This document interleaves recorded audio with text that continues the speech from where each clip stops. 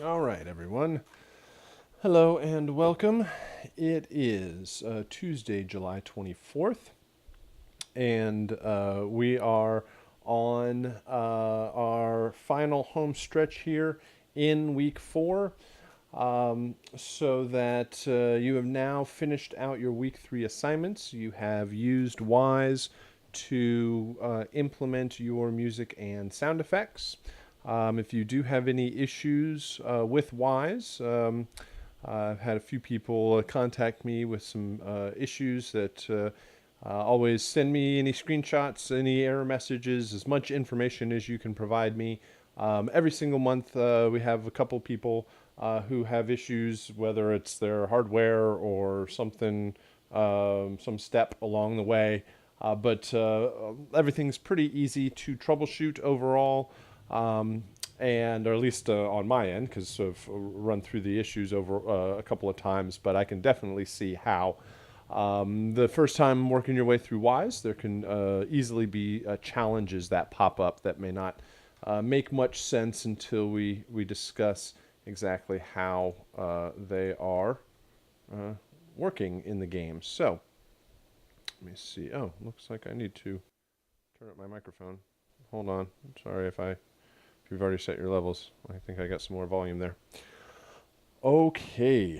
Um, what else? Okay. So you have also you have also done your chiptune composition, which I have here in Logic. We have 8 submissions this round, and we will take a listen to these and kind of talk our way through what we have in store, and I'll see if I can't, bring up some screenshots as we're listening, so we can kind of see how things were set up. Which means that I need to make sure which one is which. Got a couple of folders here. Hold on. There it is. Hiding. Yes, okay. Then I can grab a couple of screenshots as we go. Take a look at those. And then we will turn it over to the archive, which will discuss your last round of assignments for this week. Here in week 4, we're really focused on getting everything wrapped up with the assignments, finishing out the assignments, getting them in a format that you can present and show off the work that you've done. And in the class, in the material, it's more of a discussion of how you can continue getting involved in the industry beyond the class.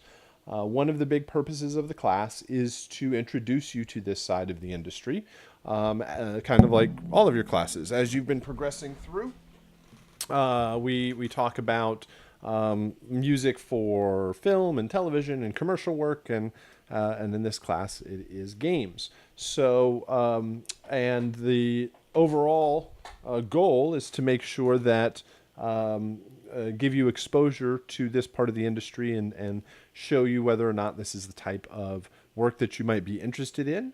There are a lot of people that get into the class and are like, awesome, this is exactly why I've come here. I'm really interested in games.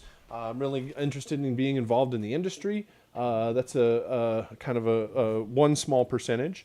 There is a huge percentage of folks that go through the class and are like, well, I haven't really thought of games before this point, but the class kind of opened up my eyes to that side of things, and it might be interesting to work in. And then there's another small percentage that go through the class and are like, heck no, I never want to touch video games again. I now know that this is not the type of work that I want to do, and that's perfectly viable also.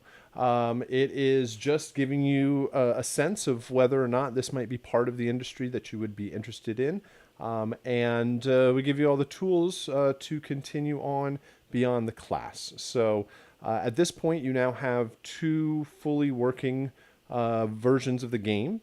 Well, 2 games that are fully working with your music and sound effects. And you will be capturing a video to show off the work that you have done. So The games, so the game applications that you have now are yours to distribute, to show off, to add to a demo reel or a portfolio, and but there are some limitations of having just the game application, and the biggest one is that they're Mac games. Whoever is playing it needs to have a Mac in order to check it out. So we'll talk about creating a video and doing a video capture, which will allow you to show off all the work a whole lot easier, allow you to show off. Your video is going to last probably quite a bit longer than the game application.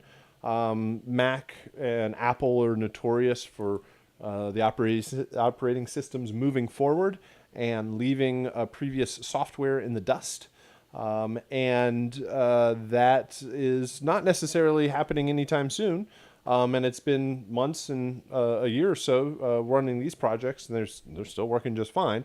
But there's no guarantee that a year or 5 or 10 or however many years from now that this exact game application will work. But a video file and a YouTube link and all that stuff is probably pretty good. Will last for quite a bit, and anybody and everybody can click on a video and watch that and check it out. So having a video capture is a great a format to be able to show off the work that you've done.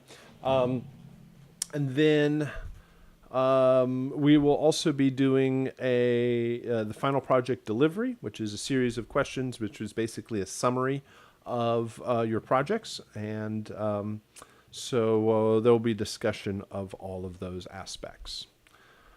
What else? Yeah. I guess in general, I'll probably say this again, but now's the time to wrap up any sort of issues throughout the month during this week.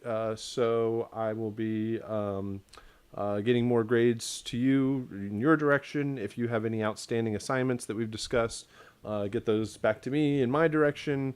And if you have any issues with assignments or the class or just whatever, just get in contact with me throughout this week, and we can hopefully take care of things and wrap everything up by the end of the month.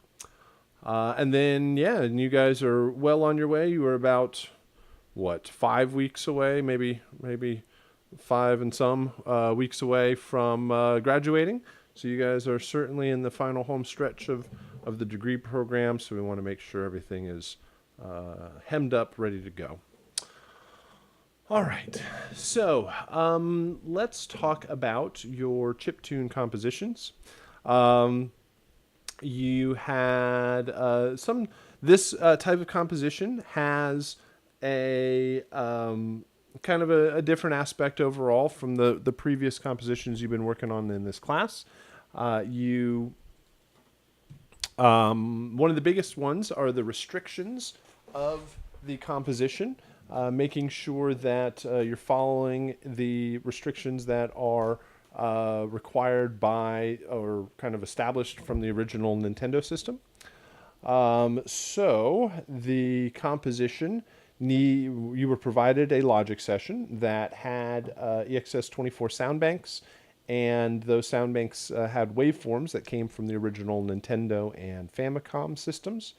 So number one, the palette was limited, and I often find this to be very freeing, although often can be kind of frustrating too, in that a lot of times when I see people composing, like we're in class, we're in lab, we've got, 15 or 20 people in the room, and they are just given an assignment to start Angry Bots or 2D platformer, or honestly, this happens in every class that you're composing.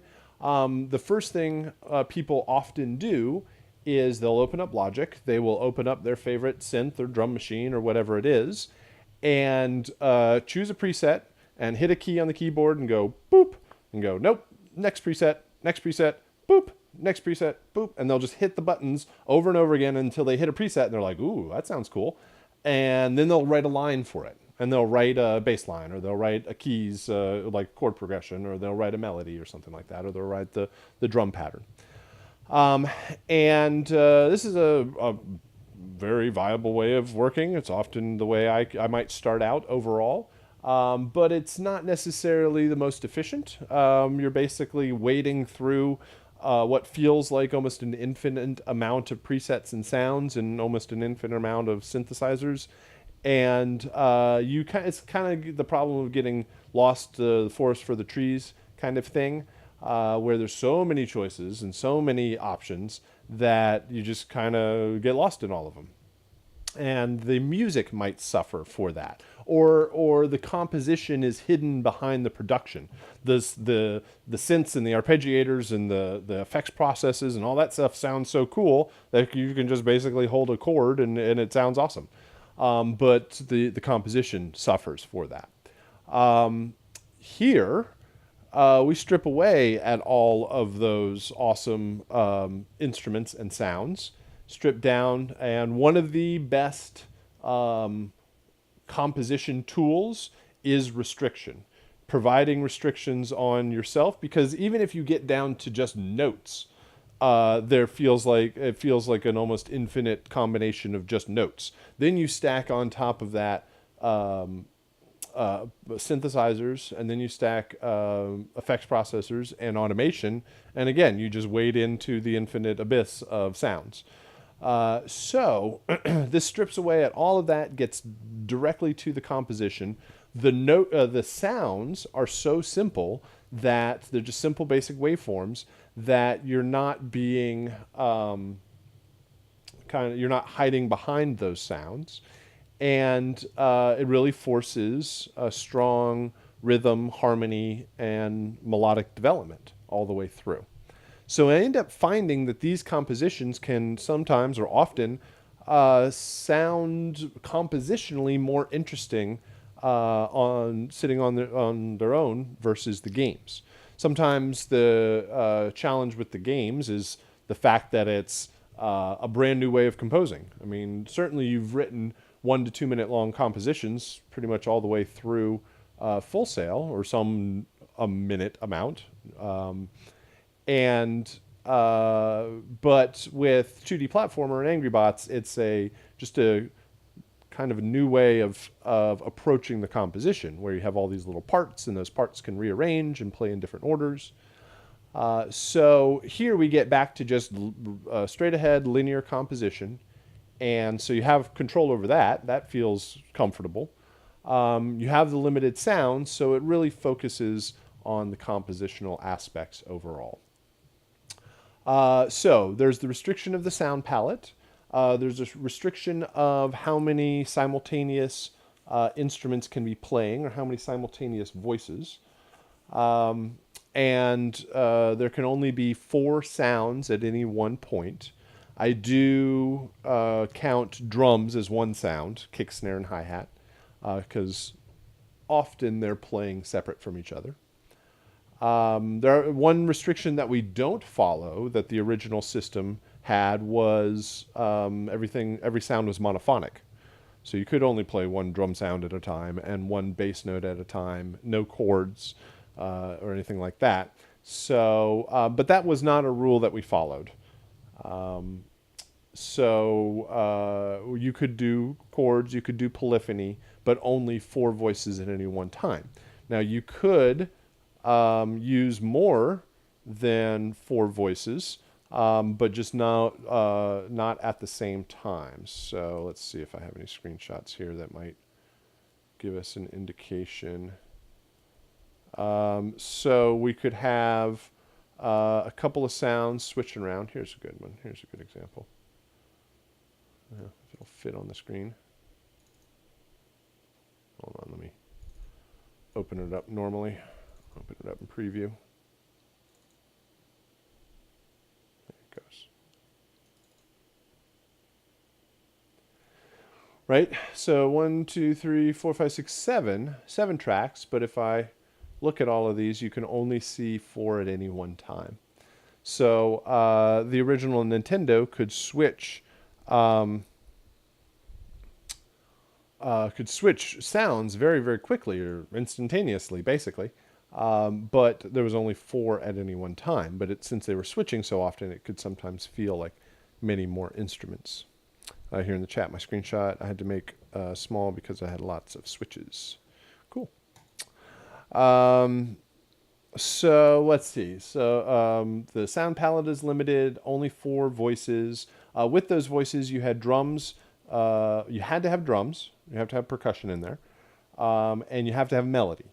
So that could be drums, bass, harmony, melody, drums, bass, melody, or like melody, counter melody, drums, harmony, counter melody, melody, although maybe having a bass line.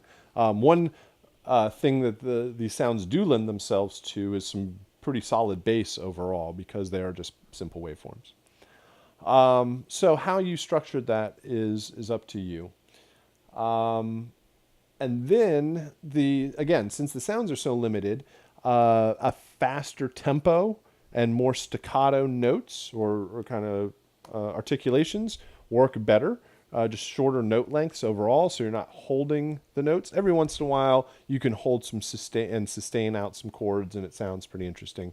But a lot of them are just kind of boring overall. So fast, quick movement, melodic movement versus holding and sustaining notes.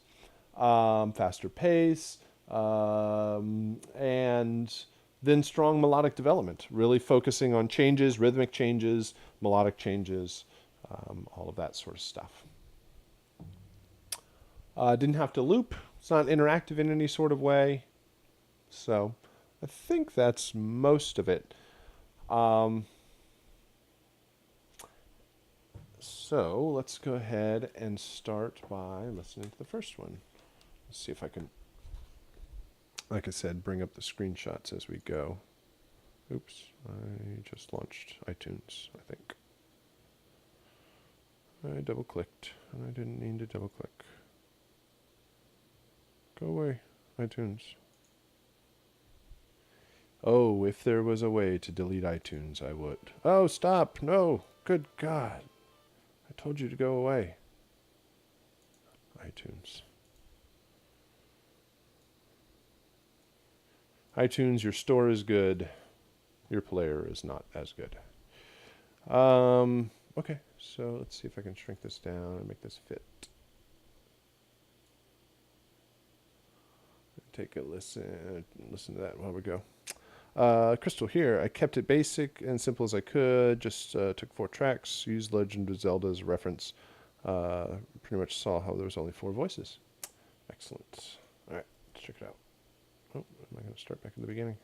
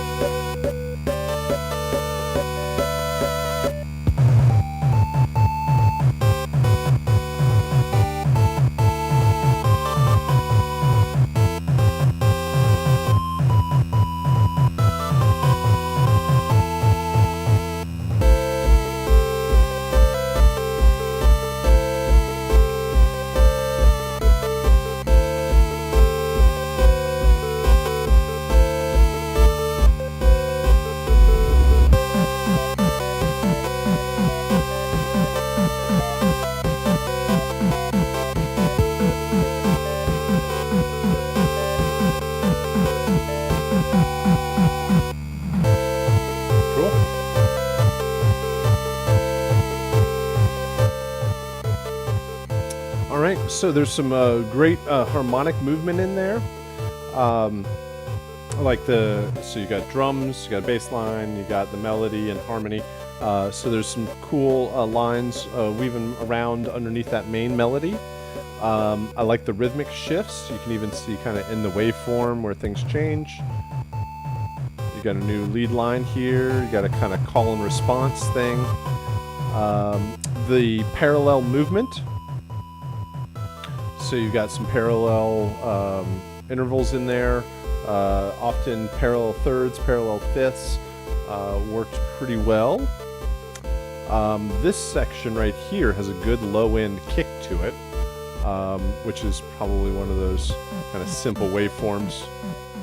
And then, yeah, just the rhythmic changes from one thing to the next ended up working out quite well. So everything fits within the boundaries, and it has all the different good moving parts to it.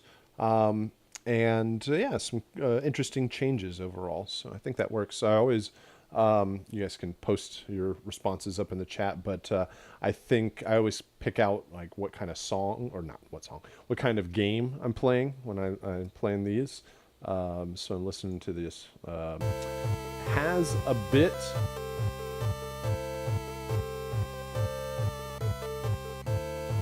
I'm wondering if it's almost feels like a desert level or something like that. It's definitely like an action cue, or maybe I'm like driving like a fast vehicle or flying a plane or something like that, because there's some good movement to it overall. So that's generally what I get a sense of.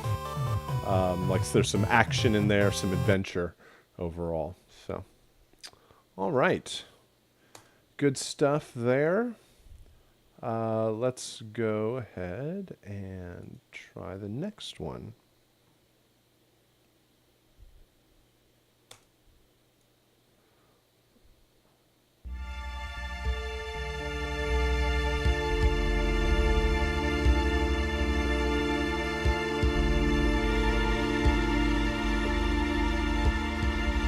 Right, so it's not, yeah, not the instrumentation that was provided. Let's check out the, it's like that sounds too good. That sounds too full and lots of different frequency response. And cymbals, oh my goodness. I mean, there are cymbals, but they don't sound like that. So, looking at this, okay, so EXS24 is in there, but it's, I think just different sounds were used overall. So that would be the biggest, let's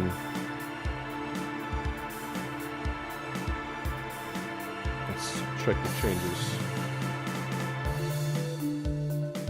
Alright, so, I would say it would be interesting is when you switch everything over to the correct instrumentation, how well this will all translate. Come on, mouse, where are you? But you might be able to find similar instruments and tones for this composition to make it work. All right, so that would be the main thing, just operating within the restrictions of the assignment and going into that instance of EX24 and utilizing the chiptune sound bank.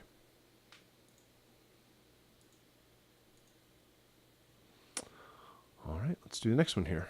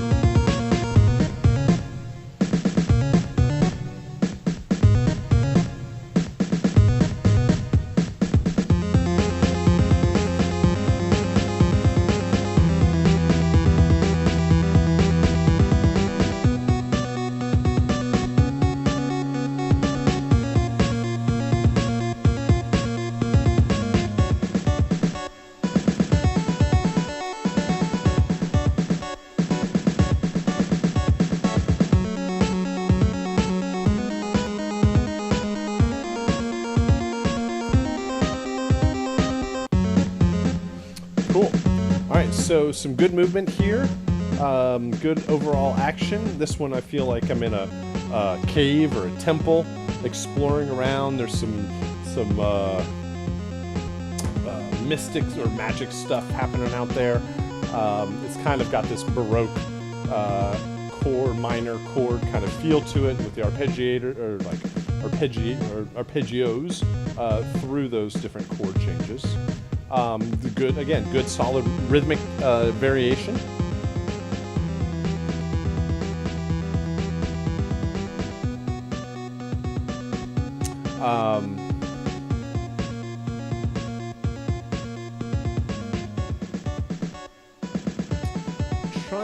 Let me get the screenshot up here so we can see what's going on.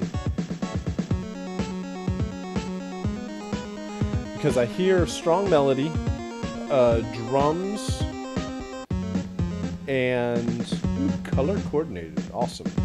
Always good.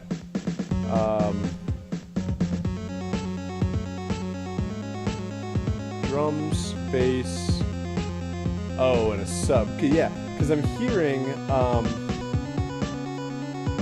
hold on, let me pull down the fader a little bit.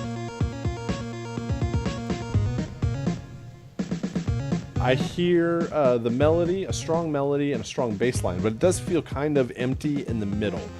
There are some sustained lines like through this part, but a little bit more harmonic movement, harmonic rhythm to create some more excitement overall.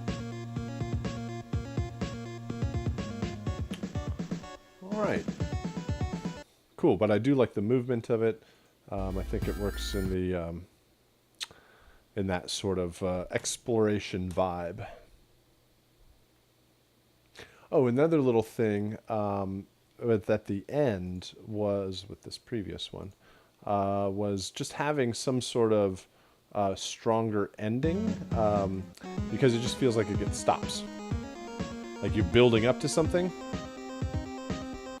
and it just stops overall. Let's see where to go again.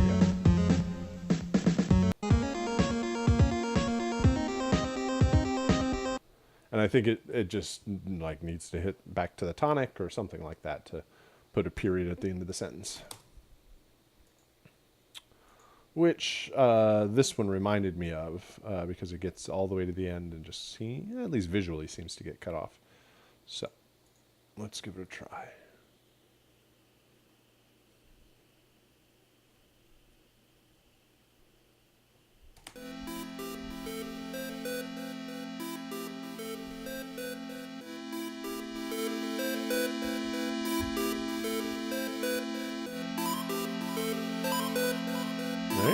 Good start.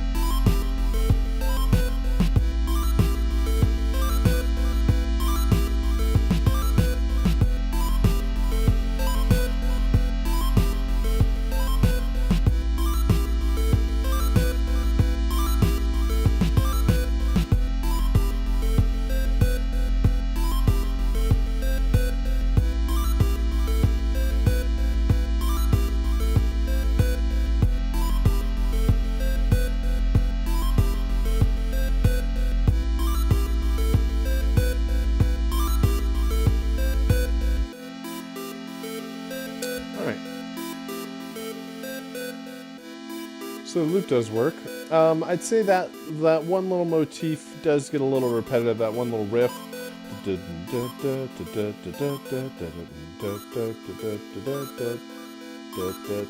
then the drums come in. It feels more like a kind of a song form, because you got the the intro, and then the beat drops, and you've got almost like a melodic vocal line singing kind of melody currently. Pacing might be a little slow. Could probably come up to bring up the energy of a game. This almost feels like a story element, right? There's some text on the screen, and it's going by, like revealing more of the story, and or maybe even like I've won already, and it's revealing more of what's happening. So I think there could be more. I mean, there's good melodic development through there, but the groove, that one main riff, like starting here, it plays from here all the way through, and when it loops around, comes back in, basically plays for a little bit as the drums drop, and then you've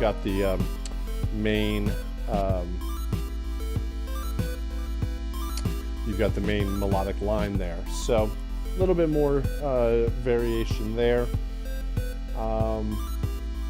But yeah, I think it's got a cool hook to it, and I think it would kind of fit more of that story sort of element overall.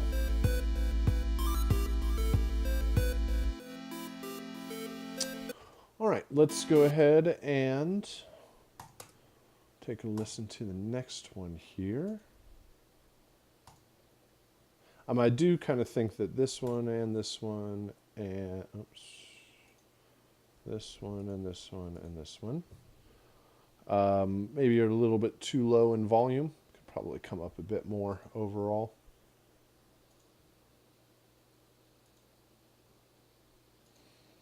All right, let's give this one a try.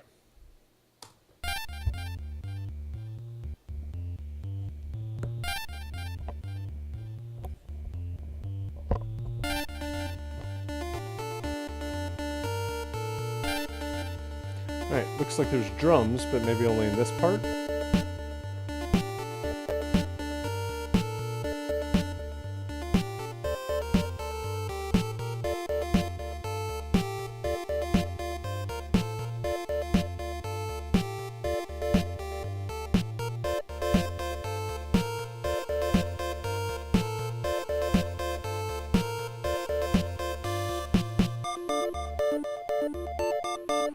I would say keep the percussion going throughout.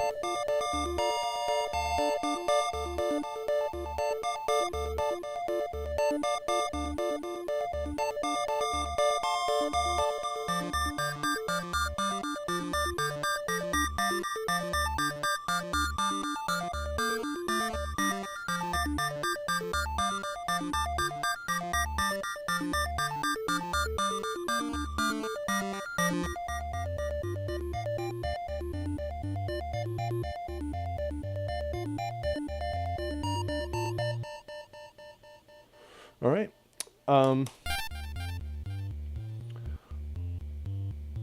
I would like the start of it here. We got the couple of notes there. Got this line that comes in. I definitely would have more drums, just basically playing all the way through, to also help keep the pacing going. You might even try doubling those up a little bit.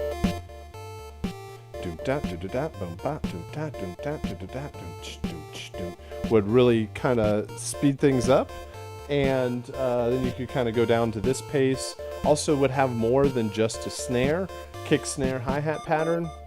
Then the drums come in and then like play for a number of bars and then just stop again. So have it playing more throughout, and then get away from these kind of looping little phrases. It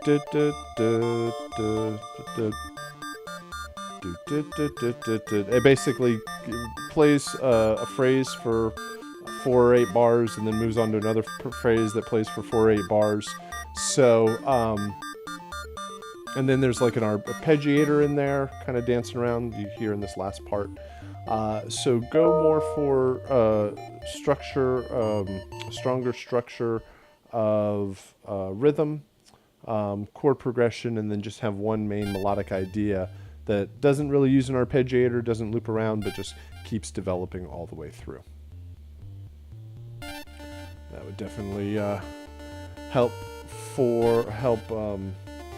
like consistency throughout the entire queue. All right, doing good. Let's try the next one here. Here in the chat. Yes, it would be really good to hear the percussion come back after it dropped out. Yeah, it can definitely drop out like it does here, but then it stays out and just keep having it, keep playing all the way through.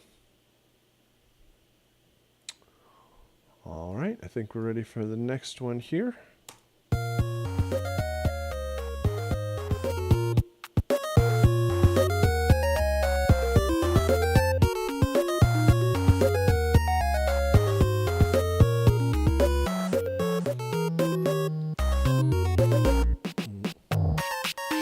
Oh, nice.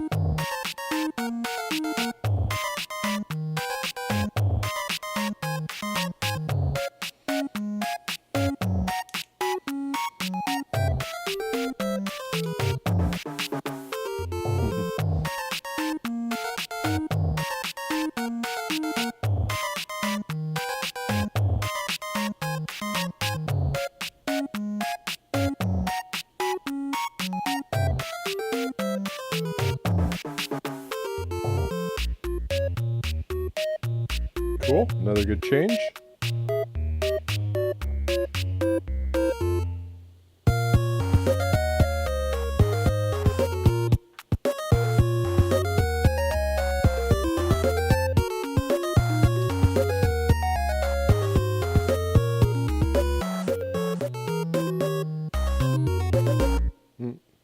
Cool.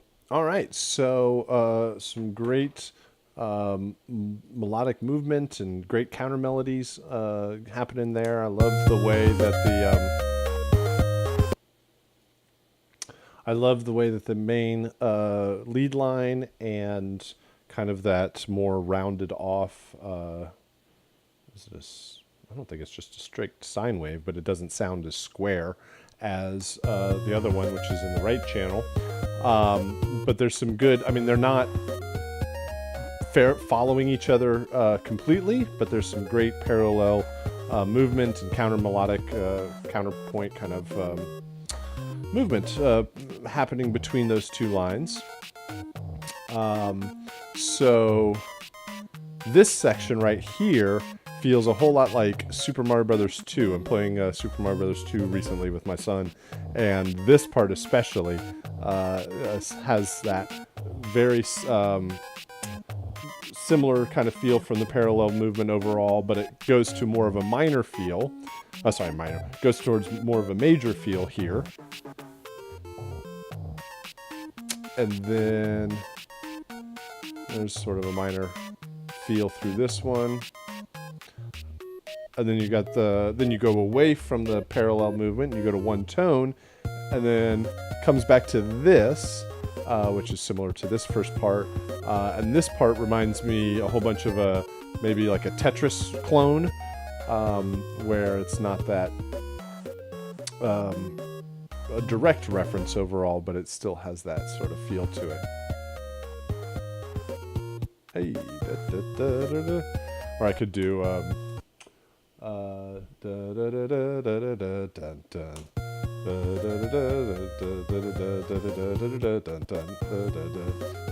it could get pretty close overall in that feel. So great changes. I think the switch between like a minor tonality and a major tonality works overall.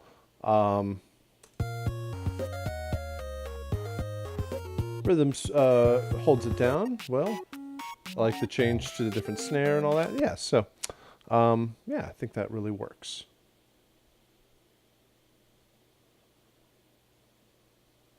Next one here. Let me bring it up here and start that over again.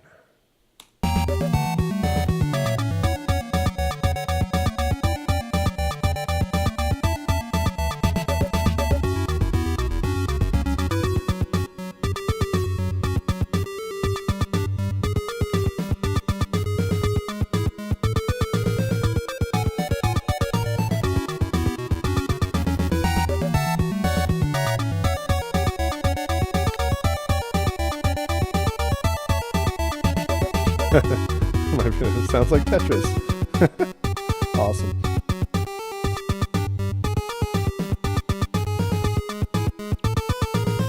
Sorry, that was from the chat on the previous one.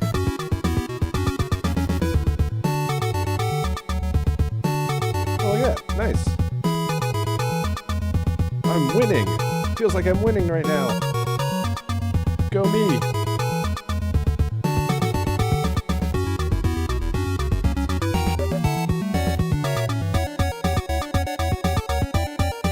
Oh no, things are getting bad.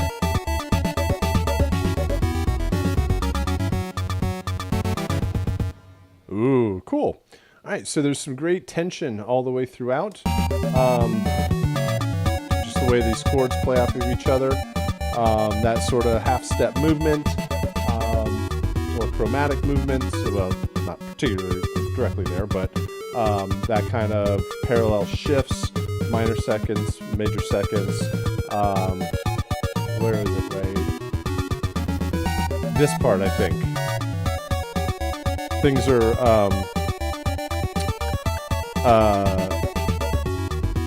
where is it? Like the timer's running out. Like I have to beat the bad guy in the next 15 seconds, or I have to disarm the bomb or something like that. So, and then this part, like, yay! I'm doing something good.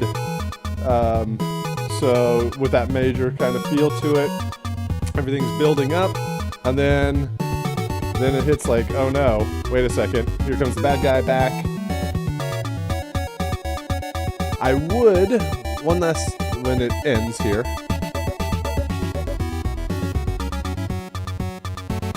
just right at the end, either end on more of a stronger major chord or more of a minor or diminished or just dissonant chord to basically tell me whether I won or not. Because if you would have ended through here, wherever I said I was winning, then I would have definitely, for sure, won. But then you switch it back, and it's like, oh no, did I win or not? But you never really tell me, which may be the point.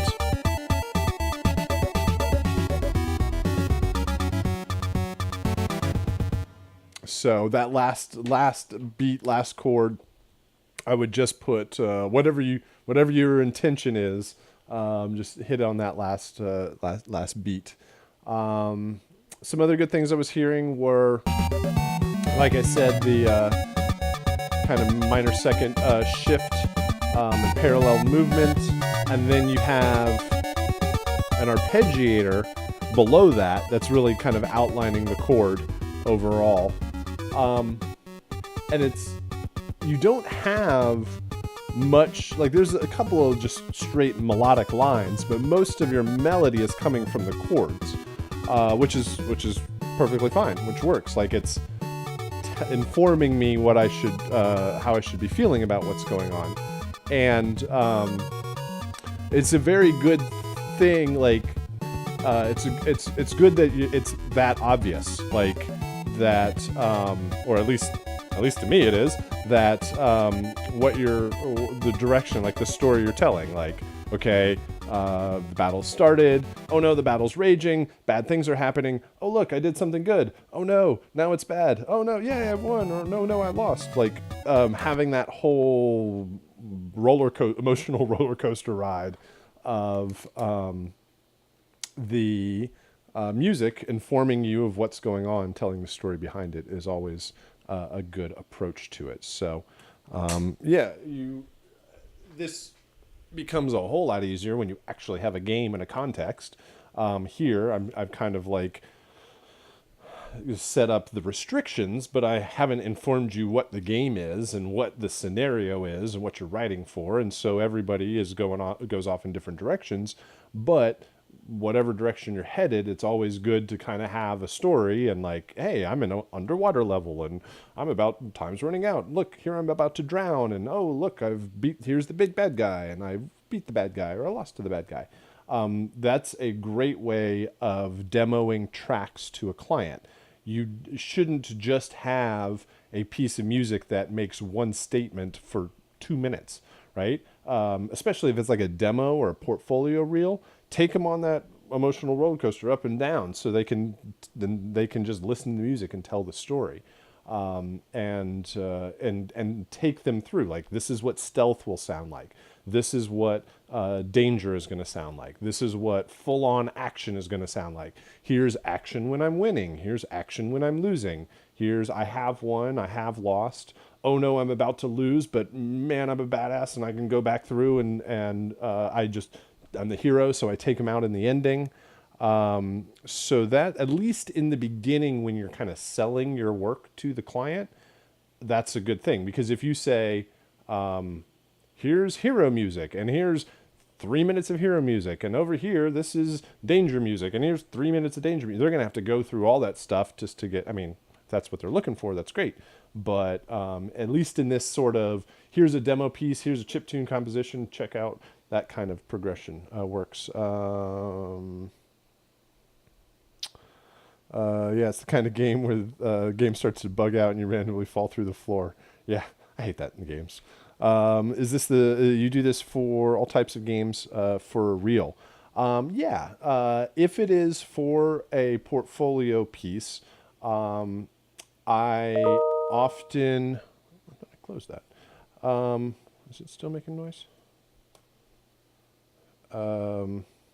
Yeah, I often try to tell the story of what the intention of the music is, even to the point of putting a picture with it, and like if it's on a website, or like here a blurb, or even a lot of times what I like is show me your work. Like, don't just give me the answer, show me the work. So give me 30 seconds of awesome music, and then give me like 15 or 30 seconds of here's what I did in the background, here's my set, like an actual explanation video. Is way better. Like, tell me what you're gonna do, like, this is my awesome piece of music, and then you play it, then here it is, it's awesome, and then this is how I did that awesome thing. Because you don't work in a bubble. When you're working with a team, they have to see how you actually got there. Did it take you like 6 months to get to this awesome thing? Well, if we only have 3 months, is it going to take you a lot longer to actually get it done? Or is this the kind of stuff where you just wake up in the morning and make awesome music, and you do that every single day? So you kind of give them a little peek behind the curtain, because everybody likes that stuff, especially if it's somebody you're going to be working with, so they can see how it is. But yeah, that's if you have something to go off of, like this, like I said, the story to tell, it's often a really good way of going about it. The thing I see here is I hope this isn't silence right here. And this one part doesn't look like silence, but it looks like it gets really quiet at certain parts. So let's take a listen.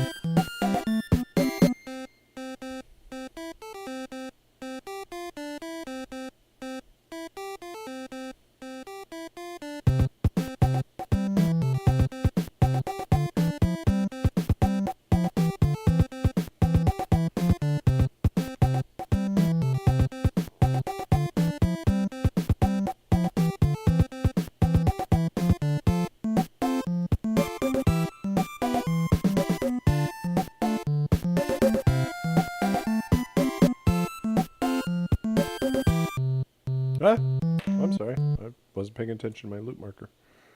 Where were we? We were somewhere over here.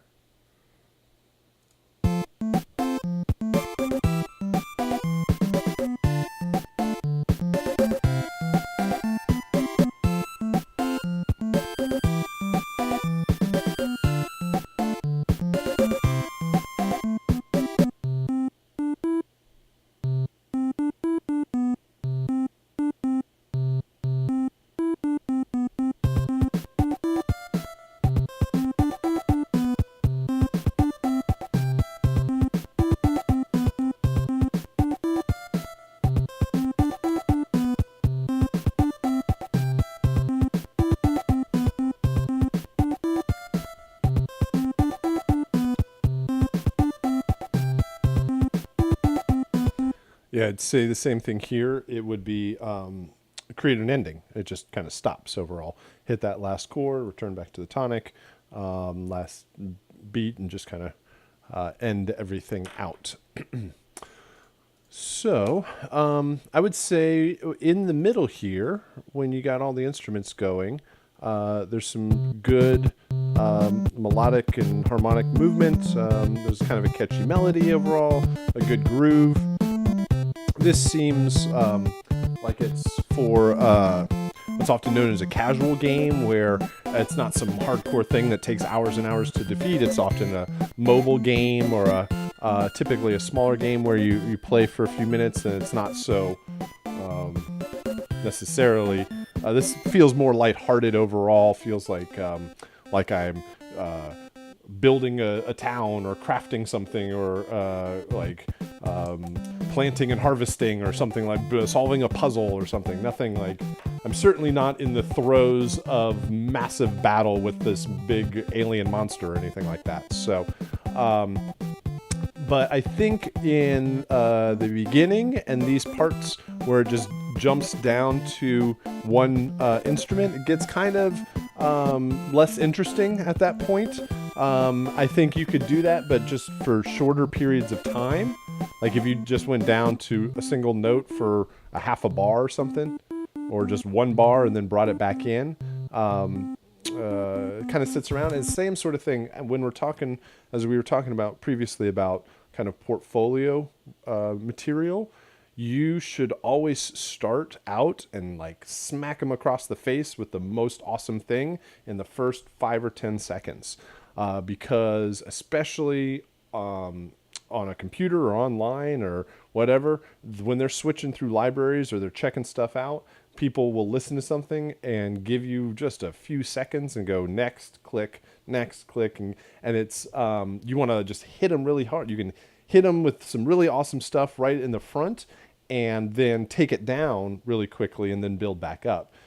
This is very obvious in YouTube trailers and just a lot of internet videos now, where they'll because they will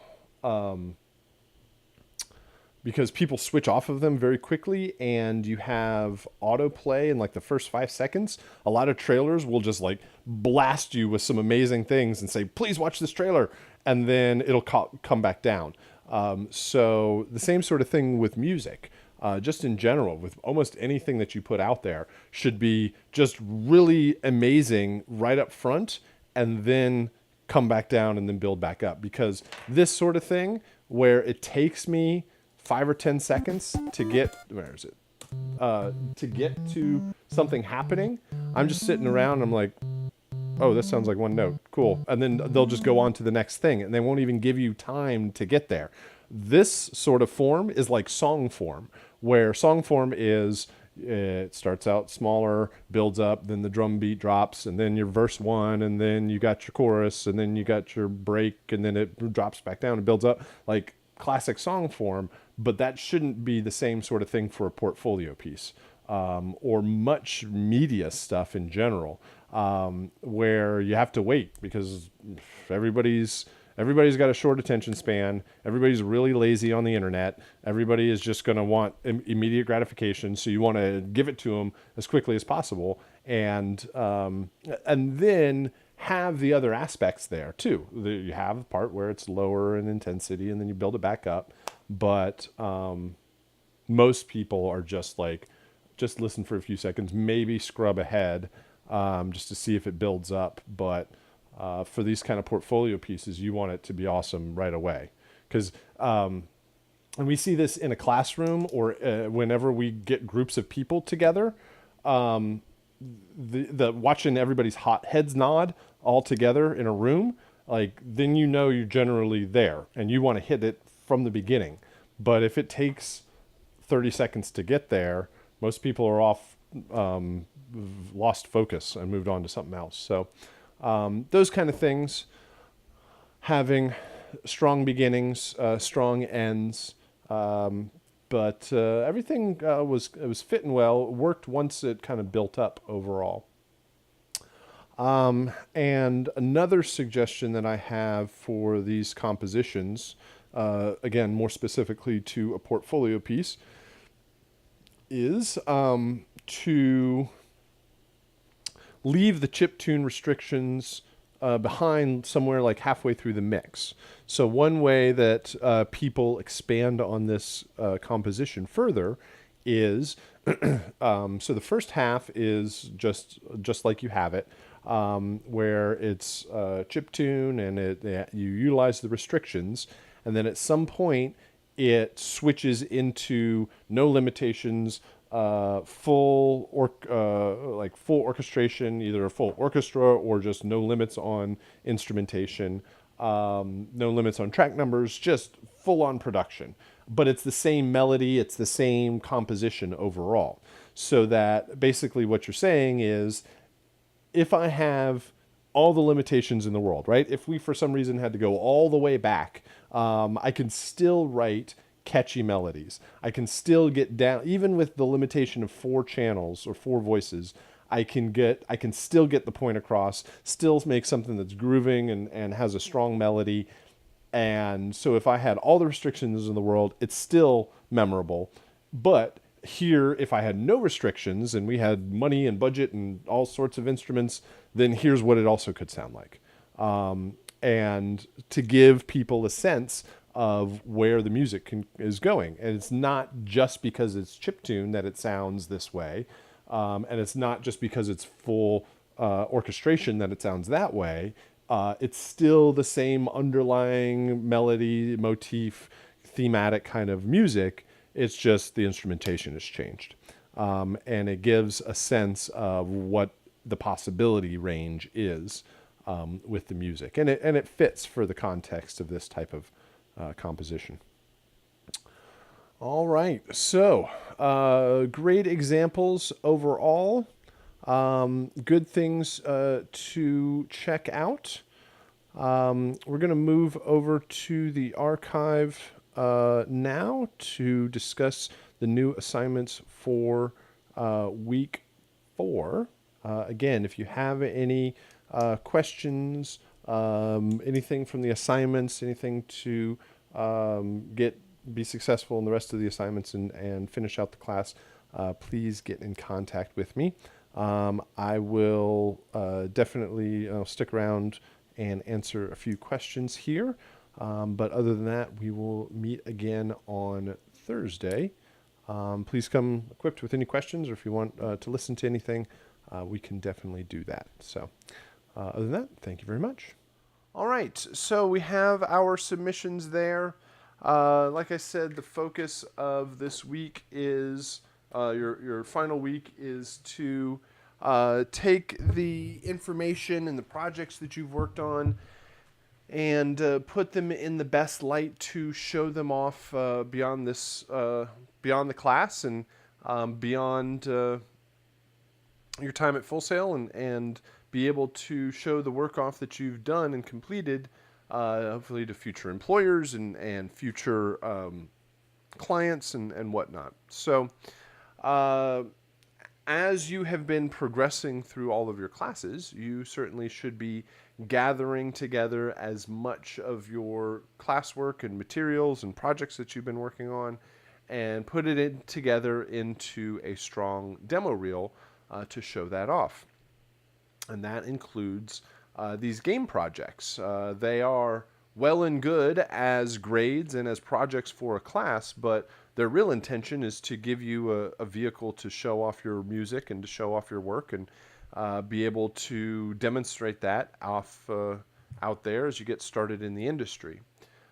So we are going to talk about the best way of showing off your music that is intended to play back in the game is to actually have somebody play the game. The best way of demonstrating your music for a game is to actually demo that game.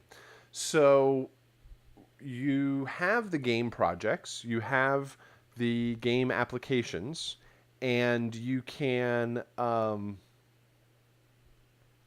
distribute those as you wish. They are yours. They are free for you, free for educational purposes, free for demo purposes. The only thing is you would indicate that you did all of the music and sound, but you don't claim that you created the game.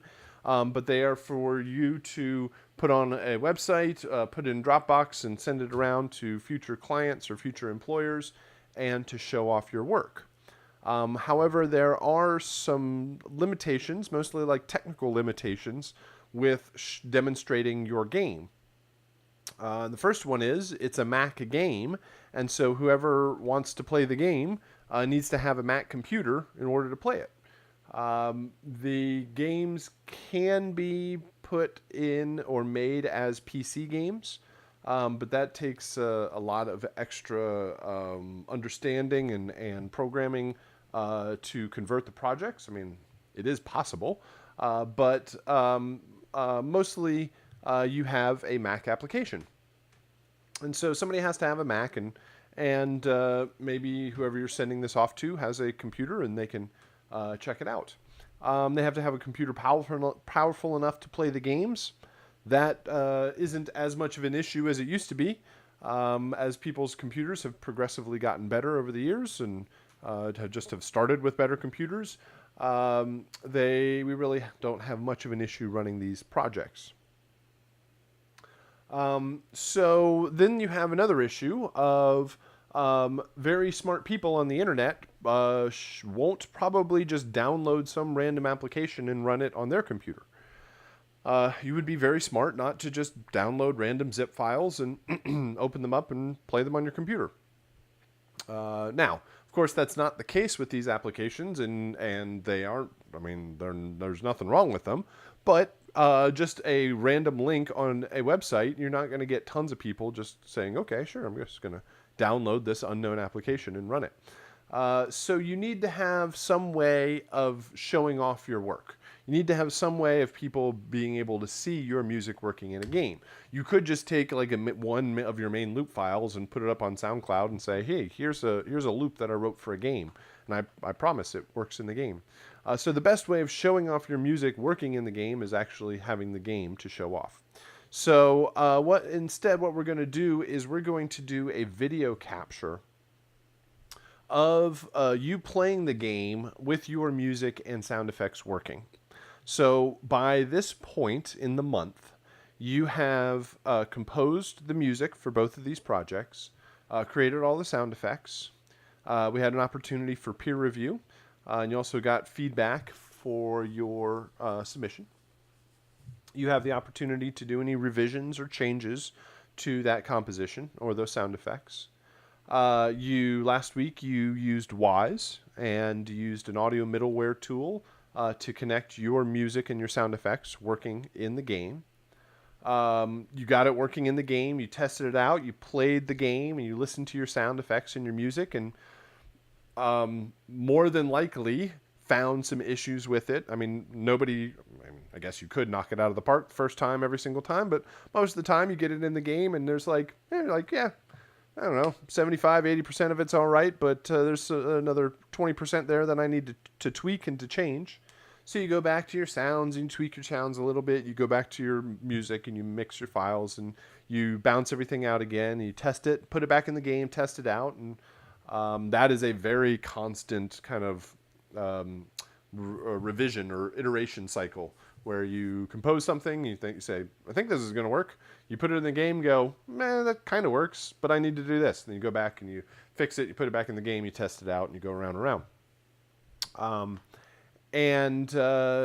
So once you get everything set up in the game, then now you're ready to do this final video capture.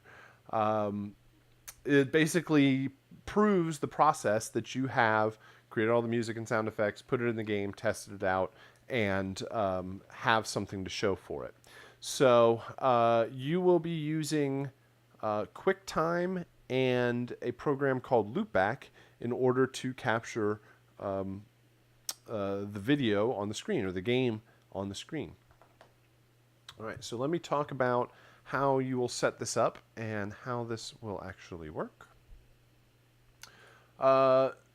So actually I can just do this real quick. When you go on FSO,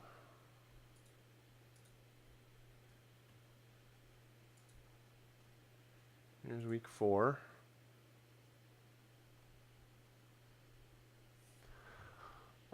Here's your final game captures assignment. Notice that it is 0 weighted. That doesn't mean that you don't have to do it. It's just not turned in here. You are going to turn it down here in the final project delivery. So don't just ignore the assignment because it is 0 weighted. But it provides you with all the material. It says you will submit this YouTube link in a separate assignment on FSO. Final game capture. So you'll get a PDF here, and you'll get a PDF here. And the first one just gives you mostly just an overview and delivery instructions. Just kind of a real quick summary of how it all works and how to deliver everything here. But there's a separate PDF that goes slide by slide and goes into a lot more detail. So let me just take a look at this here. You will use QuickTime, which is already installed on your computer, and a program called Loopback in order to capture audio inside of your computer. Loopback is a free application. You can just go to the link here. Well, it's not a free application. It costs $99, but you don't need the $99 version.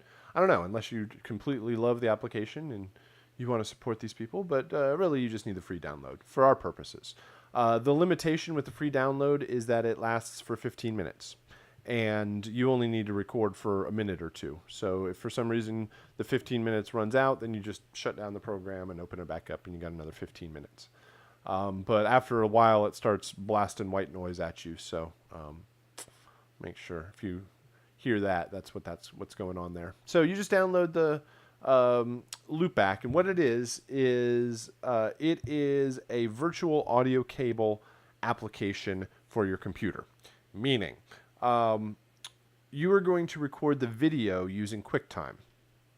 You've probably used QuickTime at some point. This is actually QuickTime down here for all my videos. QuickTime is just capture the video from your webcam, or actually in this instance it's going to capture the actual screen, but QuickTime doesn't allow you to do audio from inside of your computer. Actually, here's a better view of it. This is what it looks like when you open up and do the screen recording, and when you hit this down arrow, it doesn't allow you to record from inside of your own computer because of all sorts of nefarious copyright reasons. They don't want you recording everything that's ever been played through your entire computer, but for our purposes, it's your music. You want to record it, so you need to have a way of actually doing that. That's where Loopback comes in. And when you download Loopback and you run it, it looks like this. Here. And it says, hey, click here to create a new virtual device. And when you create a new virtual device, it's actually creating like an audio interface inside of your computer. Just like you take a cable and you go cable out of a guitar into an amp, or just a cable out of one thing into another. This takes a cable, a virtual cable, and goes out of your game into QuickTime. If I look at my audio MIDI setup now, it actually adds an extra interface to run everything through. And when you do that and you go back to QuickTime, oh my goodness. Hello, computer. There it goes. When you come back here and look in here, you should now have a Loopback audio interface. Once you do all of that, the other thing you need to do is come in here and you need to tell it to actually go what application do you want to record. and you want it to point to 2D platformer or Angry Bots, whichever one you're recording. Right here. And when you do that, it shows up here. You will be able to, I don't want to do this right now, but you want to be able to listen through your speakers. You uncheck the mute audio sources so that you can hear everything. And then you go run the game, and you should be able to meter it. Once you play the game, you should see some meters here inside of the screen recording, and you know at that point that it's working. When you get this set up, you might hear it doubled up, like it might monitor back twice. Depends on how you have your audio set up, but it either can be this, it could be monitoring through QuickTime, which could be this fader. It could be this setting, monitor through audio through whatever your output is. So double check those just to make sure. The other thing is, if you hear it doubled, it doesn't actually capture doubled. So you can just hit record anyway. You'll monitor it doubled, and then you'll listen. The video will be fine. So just a couple of pointers there. So you'll install Loopback. You'll set up for the screen recording. Like I said, you'll create a new virtual device. You'll select the game application that you want to run. You check the checkboxes. You open up QuickTime. You set up a new screen recording. I showed you this where you click the little arrow and you want to set up to Loopback so that you can record inside of QuickTime. At that point, you should see meters. And you can hit record. Depends on if you have like 2 screens set up. If you're just recording on your one screen, you can either click and drag just a portion of your screen if it's in a window, or you can just click and it will record the entire screen. Depends on how you have it set up. The only thing to watch out for is most of everybody's computers now have Retina displays, and that's like a really super high resolution. And if you do the entire full screen, it might just slow everything down trying to capture all that stuff. It just might be something to watch out for. I got a couple more slides on that. So the best thing to do is run it in a window and just kind of highlight over the window so that it only captures. You don't capture all of your messy desktop and all this extra stuff. You just capture exactly what you want. So it starts the screen capture. You can run like I said, you can run it in a window. If you click this little checkbox, it says it's in a window. If you unclick this checkbox, it says it's not in a window. More than likely, you've played the game up to this point. You probably know how best it is to run. You've probably already set all this stuff, if you even had to mess with it at all. So more than likely, it's just fine. But if things start acting screwy while trying to do the recording, some of these settings can help. So you hit record when you're ready to go, and you start recording and demonstrating the game. The actual content of the video, I leave that very much up to you. It's your demo video. It's what you want to show off and how you want to show it off. What I'm most concerned with, most focused on, is the process. The fact that you have the game, you have the music and sound effects working in the game. That's a huge portion of the project that you're now demonstrating. And you also have QuickTime, and you've got Loopback or something installed. I guess I should also point out, if you already have and you use something like Soundflower or Audio Hijack, those things are identical to Loopback, or at least in our function, for what we need. And so you can use those pieces of software. As long as it doesn't watermark it or do anything weird with the video or audio. If you already have it set up in a certain way, you can use that. But once you've captured this video, you show that you have all of the sound effects and music working in the game, and you can do a video capture. You have the game playing back. You're using QuickTime and something like Loopback to capture the audio, And so if later on you have a different project or different sounds, you want to redo this one, you can always just create new video captures to show the work that you've done. Demonstrate all the music and sound design. The other thing to point out is I do not count every single sound effect, meaning that I don't like track that you have triggered every single sound effect in every piece of music, because I know that a lot of it or some of it is left up to chance. You can't always trigger every single music file because it's random. So you're going to get like 3 intros, 3 main loops, and only 2 of the endings will play within about 2 minutes long. We suggest that the videos be around 1 minute to 2 minutes long, which is right here. Oops. Right. Oh, there it is. Video capture should be no longer than 2 minutes. So again, the content is up to you. How you demonstrate it is up to you. I would suggest a big one is don't play the game like you're trying to win the game. Don't just do the video capture just to show off how good you are at playing the game. It's about showing off all of the sounds. One common thing that I'll see especially with 2D platformer, is I'll hear the intro and then they'll start playing the game, and for like a minute or two I'll just see them play the game and they'll never die, or they'll just die once at the end and stop the video, and that means I only saw 1 intro and 1 ending. You created 4 other files and never showed anybody. So die a couple of times, jump off the edge, trigger some of those ending cues, try to trigger as many of the sound effects as possible, and just kind of, show it off in its best light overall. Then you stop the screen recording. You save the screen recording, name it your last name, your first name, GCP Week4 2D platformer, whatever or Angry Bots. Do not name it last name, first name. Your name isn't last name, first name. You have a last name. You have a first name.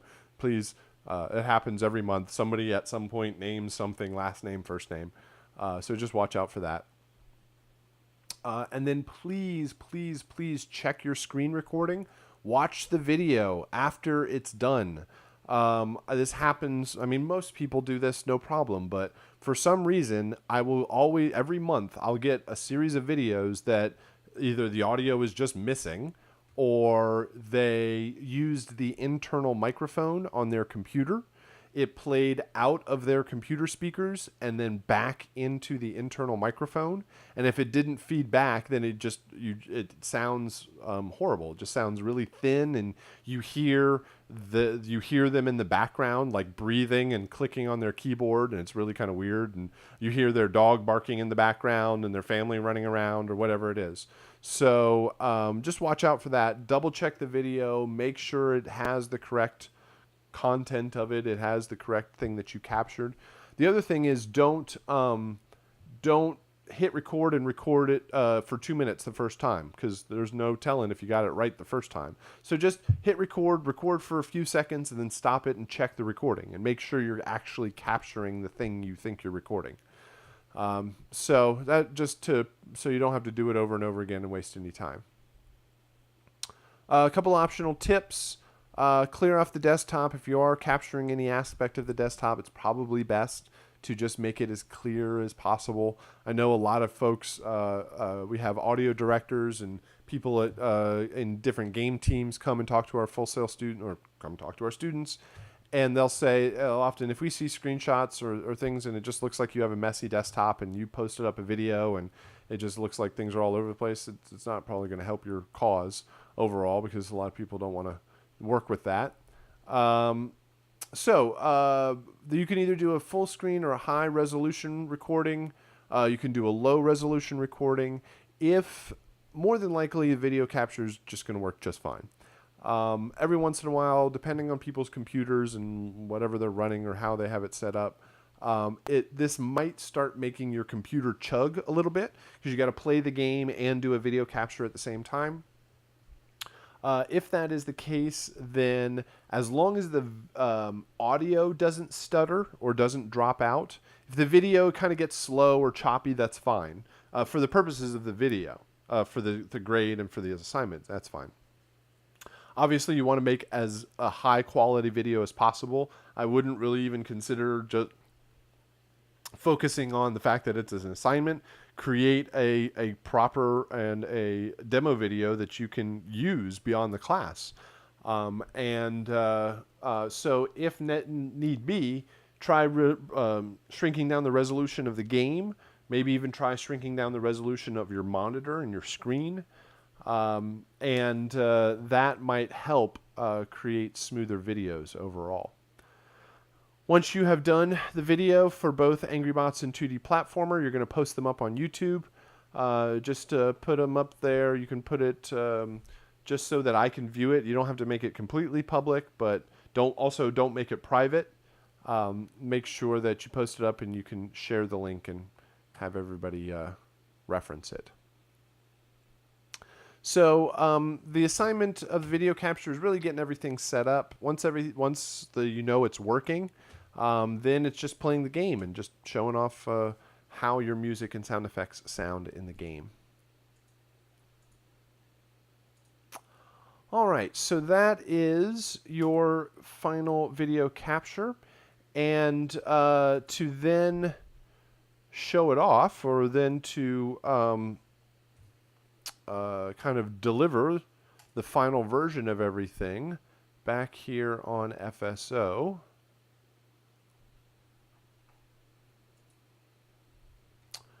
The kind of big assignment for this week is your final project delivery.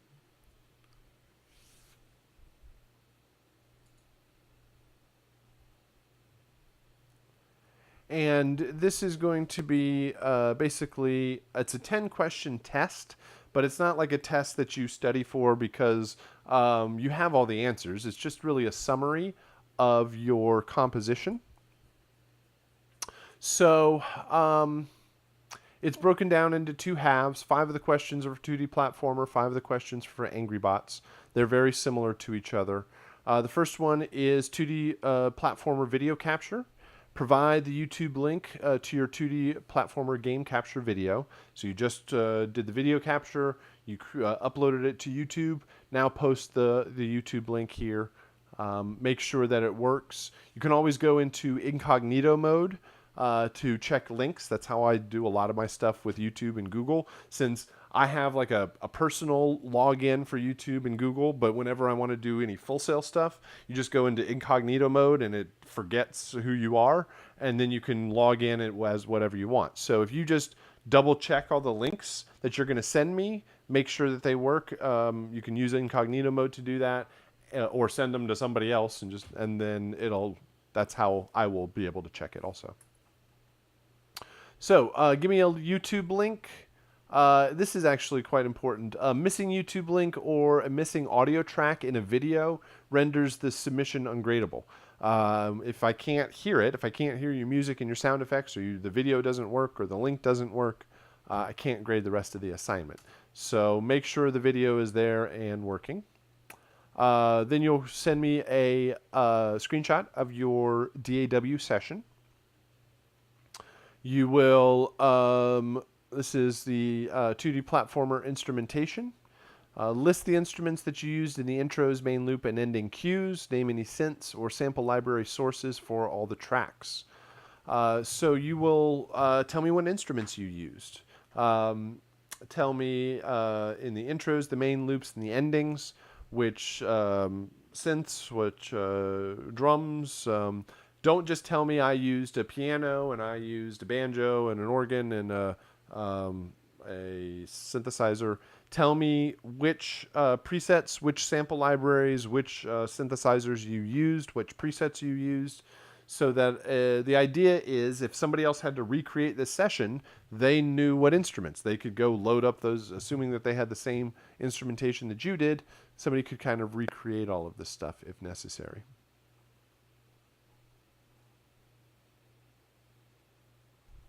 Next, 2D Platformer transitions. You will take screenshots of your intros, your main loops, and your endings, and then line them up in a particular way you are going to take your intro 1 and connect it to main loop 2, and then connect it to ending 3. And then take intro 2 and connect it to main loop 3, and then go to ending 1. And then take intro 3 and go to main loop 1, and go to ending 2. I guess I could just read it up here. Basically, it's taking all of your tracks and rearranging them into different orders, taking a screenshot of it, and then answering a few questions, like describe what you listen to each track. How does the music transition from one cue to the next? Describe what you hear. Does the intensity of the music build with the intro cue? Are the same instruments heard from the intros through the main loops and the endings? Are there any hiccups or pops as the music shifts from one music cue to the next? So these are just basic overview. How well did it work? Did it sound as you expected? Just kind of give me insight into the final product. Then you will create a screenshot of your final mix. Give me a peak level and an RMS level. Use the level meter plugin found in Logic, just so I can get an overview of your levels. AngryBots section is very much very similar. AngryBots video capture. Provide the YouTube link for that. Give me a screenshot of your AngryBots session. And list the instrumentation used in your ambient, buzzer action, mech action, and spider action cues. Then you'll take your 4 files, line them all up together, ambient, buzzer action, mech action, spider action, and then basically comment the same way. How did it work? Listen to your cues playing back together. Describe what you hear. How well did the cues play back? Are there any noticeable issues? Do the cues start and end at the same time? Are there any rhythms that clash? Do the melodies or harmonies clash? Just to get an overview of how well the main portion of the composition worked. Give me a summary with a screenshot of your AngryBots mix. So really, it's just kind of like a post-mortem overview, summary, summation of how well everything worked in the final projects. So that is the direction we are headed in this last week. Please let me know if you have any questions. I'm going to stick around here for a few minutes if you have any questions. But again, this is the last week. Let me know if you are having any challenges or anything that you need to discuss in the final part of the week. But we have one more class on Thursday. We can listen to or discuss any or anything that you need, or take a look at your final video. But other than that, let's end it there. Thank you very much, and I'll see you again on Thursday.